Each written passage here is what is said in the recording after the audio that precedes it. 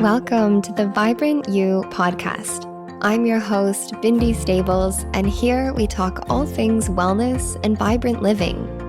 You'll learn about integrative health, functional medicine, holistic biohacking, and enjoy raw and real conversations on personal growth, mindset, and motivation.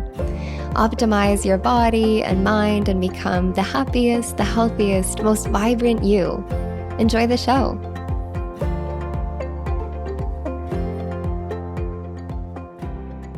Hey, and welcome to my very first episode here on Vibrant You. I am so glad that you're here, and I'm so excited to be finally doing this. You know, this podcast has been a project that feels like it's been dancing around in my field for quite some time now, and I'm just stoked that we get to start having these conversations and diving into so many insights on all things wellness and vibrant living. In the spirit of creating this podcast and ultimately doing something that feels simultaneously so right and so exciting and so natural, yet at the same time feeling just like so new and such a big learning curve for me.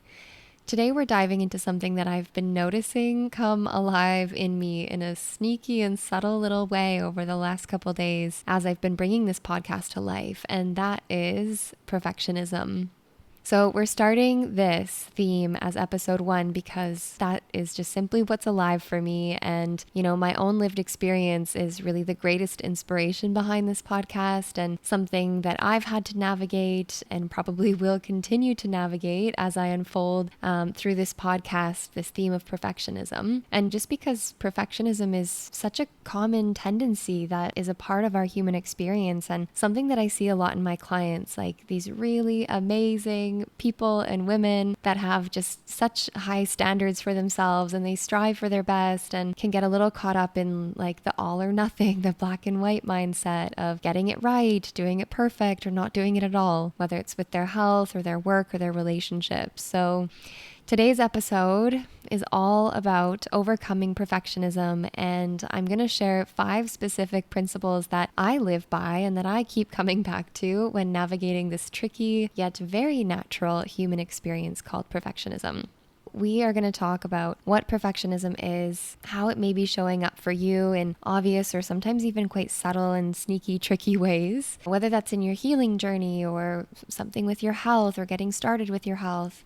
Maybe you're noticing perfectionism in your work, your relationships. We're going to talk about how to overcome it, and I'm going to share with my own open heart how I've been navigating, my inner perfectionism in starting this podcast and how I'm here speaking to you right here and right now.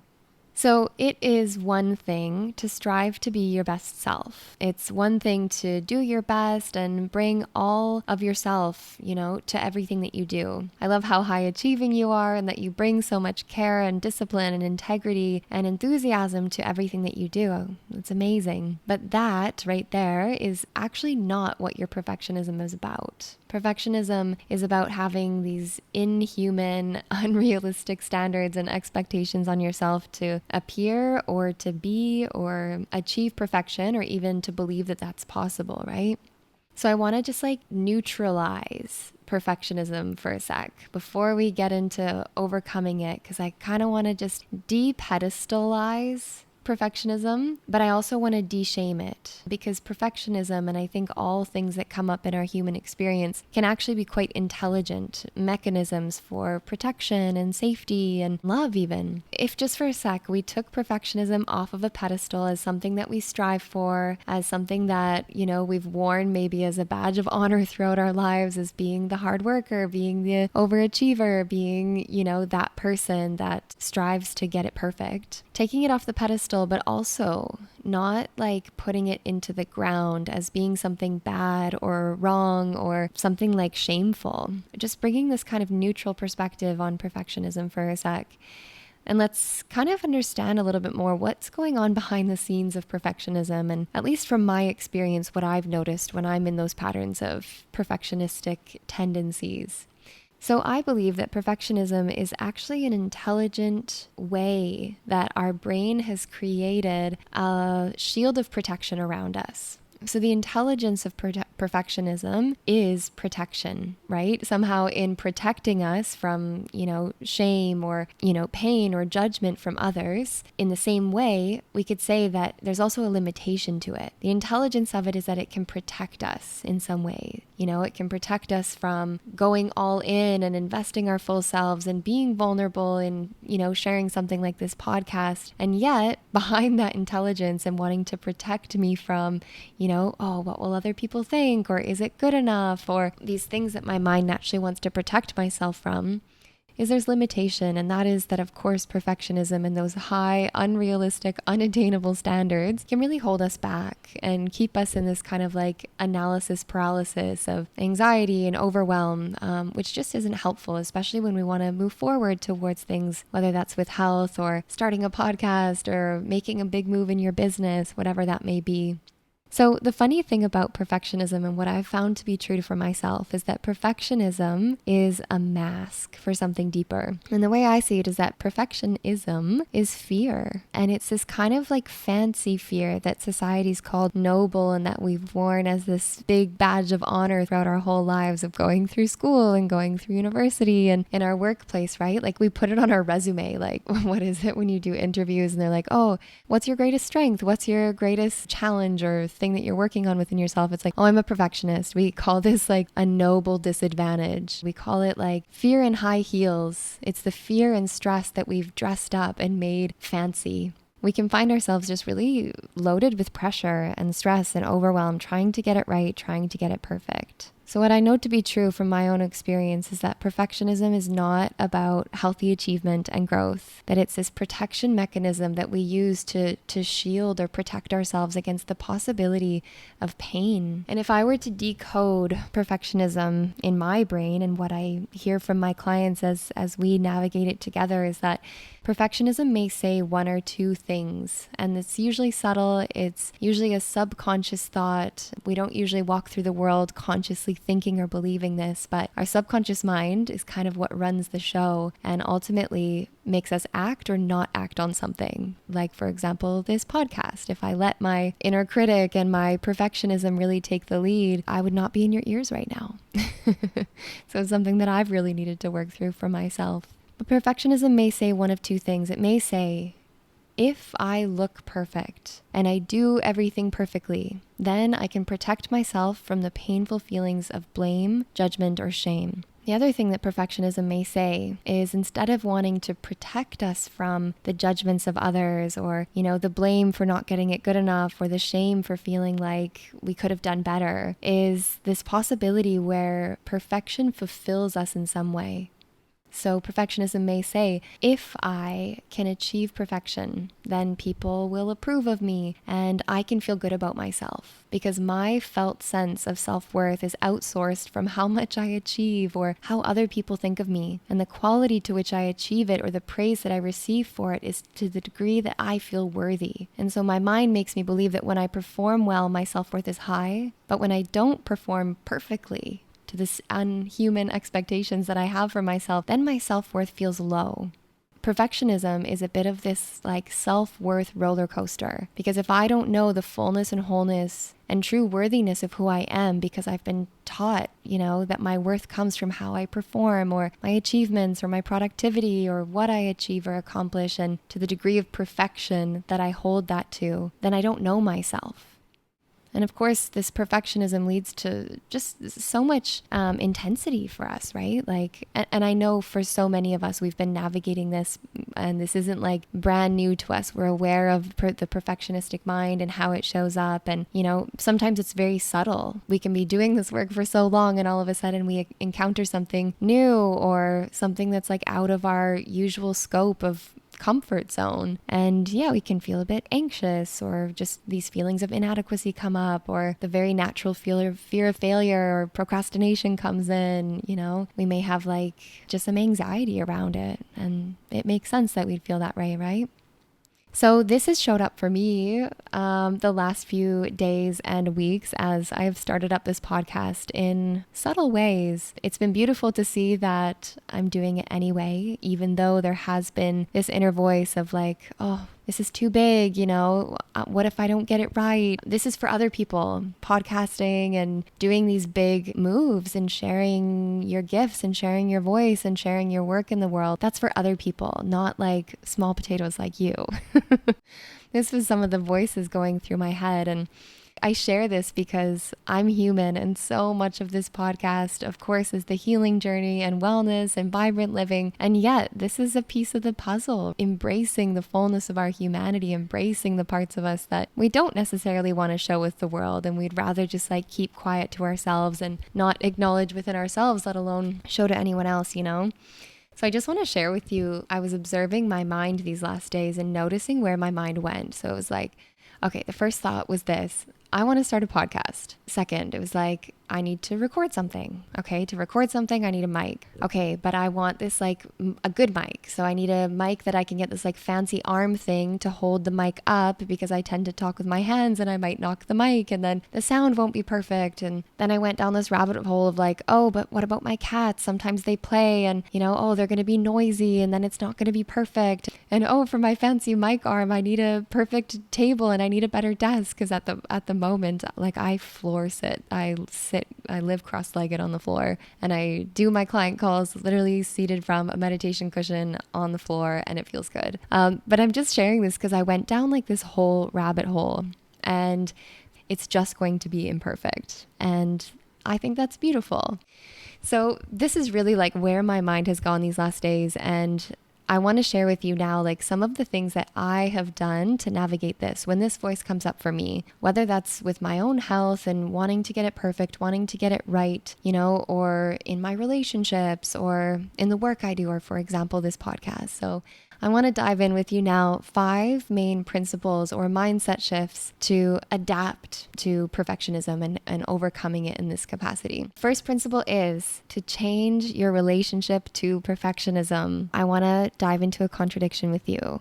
Perfectionism to me is not something to get rid of. It's something to embrace. It's something to understand, and understand that our perfectionism ultimately is a fundamental adaptation of our human brain trying to protect us from the possibility of pain, shame, projection, judgment from others. Or the other side of it is that our perfectionism is an aim to help us feel loved and worthy. And that's actually kind of cute when you think of it, that our brain does these funny little loops to try to seek protection and to seek love and felt sense of safety. So I invite you to explore this possibility that perfectionism isn't this big evil thing, not something to strive for and put up on a pedestal, but simply something to embrace. This has been a big journey for me, as my whole life, I had the most beautiful upbringing in so many ways. And my mom, for example, was always so supportive, and she always saw so much goodness in me. And my whole life I was told, you're perfect. And I received so many messages like, you can do anything you put your mind to, and your first try of doing this thing and you did it right away. And while that, positive affirmation was so beautiful to have received, it also kind of made me feel stuck, like I had to have it together all the time. And hearing these messages like, you always know exactly what to say, and you're so wise, and you're so smart, and you're so helpful, and you're so nice, and you're so supportive. Those can be helpful and sweet messages to receive. They can also be a prison to feel like when you're not in that space of perfection, that you're not worthy, and that all of your worth comes from when you are in that state of perfection. And I must say, one of the most profound messages I have ever received that shook up my inner perfectionism so deeply was I heard from my partner once that, shout out to you, babe. I heard from him one time, well, I think I made a mistake. I can't remember where this conversation came from. I made a mistake, like I screwed up. And we were in some kind of debate. I noticed myself really wanting to like defend my position and why I did the thing the way that I did it, and like really trying to like protect, this image of being perfect and being innocent. I wanted to prove that to him. And he looked me in the eyes and he said so simply, babe, you're not perfect. And oh my God, so much shattered inside of me in the best possible way, and shattered so deeply that I kind of broke open in this way that, oh my God, I'm not perfect. Well, first of all, who am I if I'm not perfect?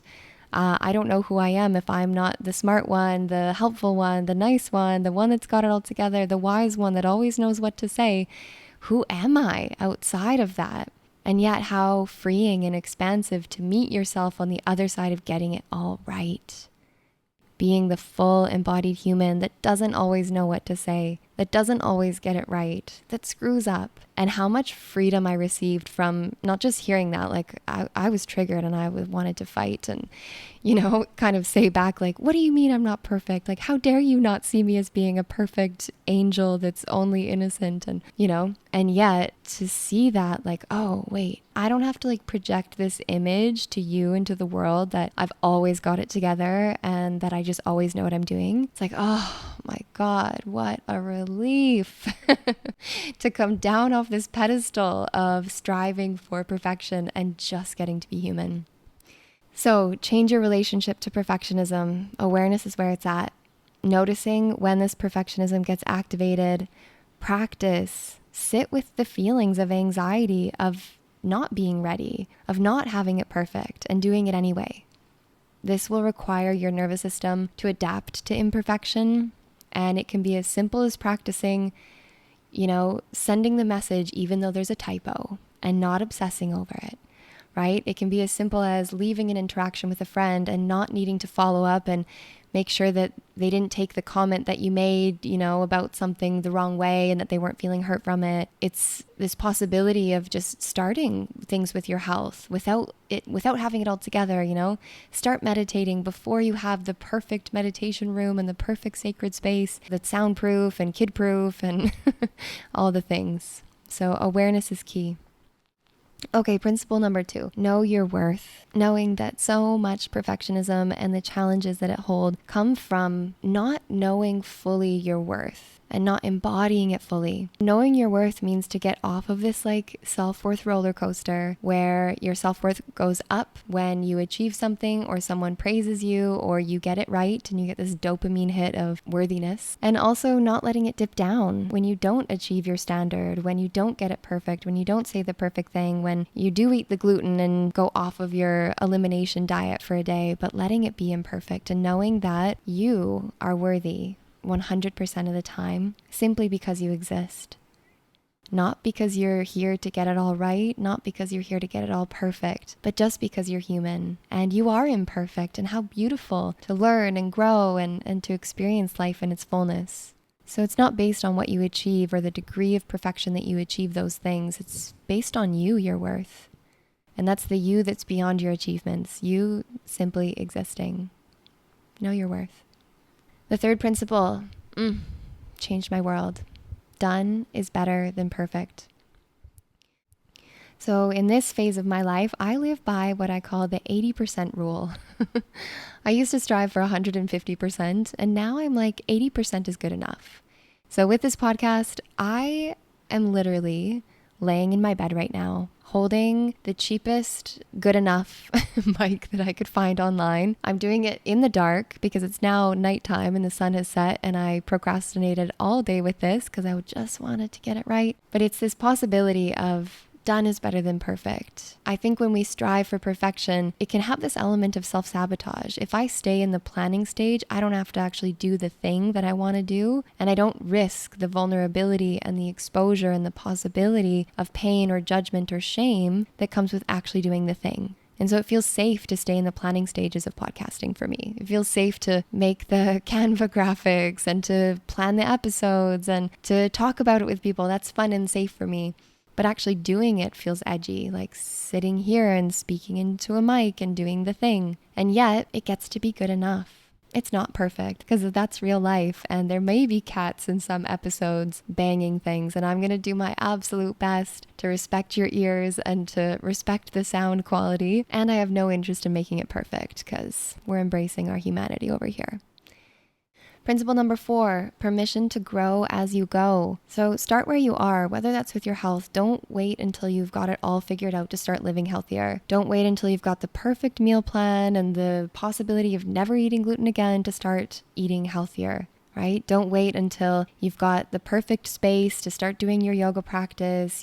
Don't wait to start the podcast because you'll just never do it. and you'll just stay in your head about it. And it would have been really easy to do that. So this is the piece, grow as you go and know that things will improve as you go, one step at a time. I may get a better mic. I may figure out soundproofing one day. I may get an awesome desk, but I know that I can wait my whole life for the perfect desk and never actually start this podcast. So here we are, growing as we go. Principle number 5, last one, is process over perfection. And notice how I said process, not progress. I think that what excites me more these days about getting it right and getting it perfect is the process that I get to go through in doing it. So I get excited about the process of things now, not just the end goal, not just the result. I get excited about how things feel versus how they look.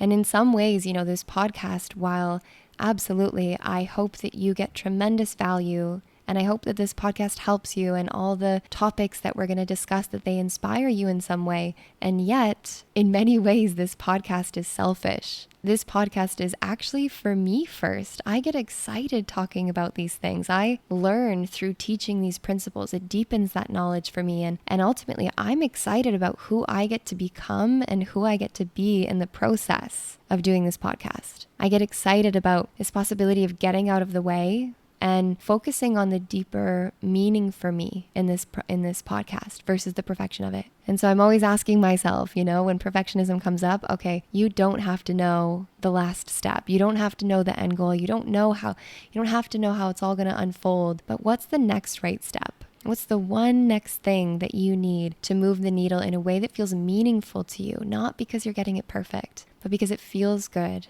and it feels right in some way.